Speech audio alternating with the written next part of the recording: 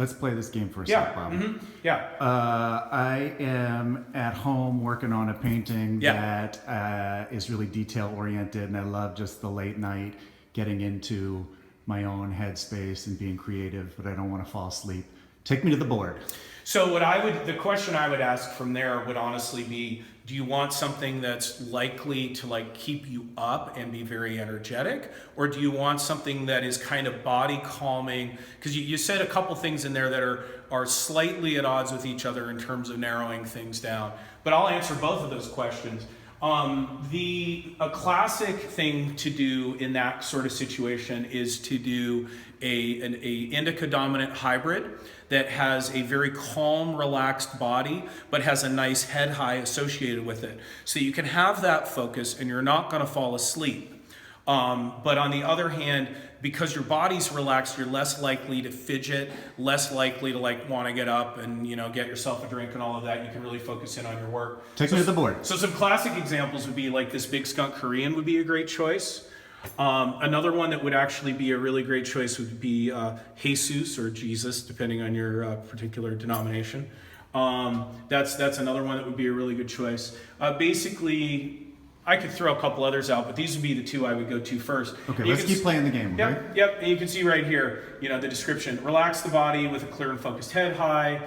This actually doesn't really say exactly the same thing, but it's essentially the same kind of idea. Okay. So, and it's interesting, both of these are kind of right here in the middle of this hybrid section.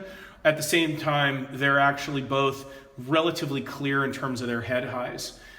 Some other things right around here, and this is where the nuances come in with your bud tender, is some other things in the same vicinity may have slightly more hazy head highs or may tend to be mood enhancing.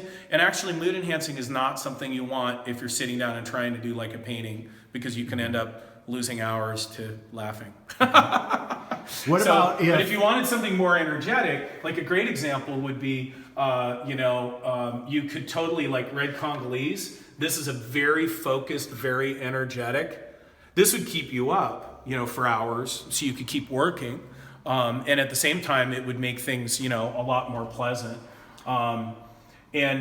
Similarly, something like this Holy Crack or Lemon Jack. Where do these names come from? Actually, a lot of the names are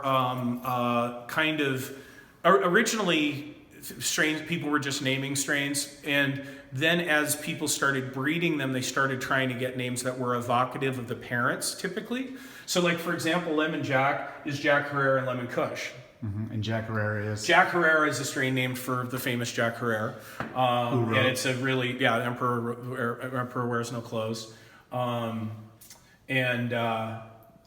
Jack Herrera is actually a lovely sativa strain. And so these prices on this is 14 a gram, an eighth, or 3.5 grams is... For $44.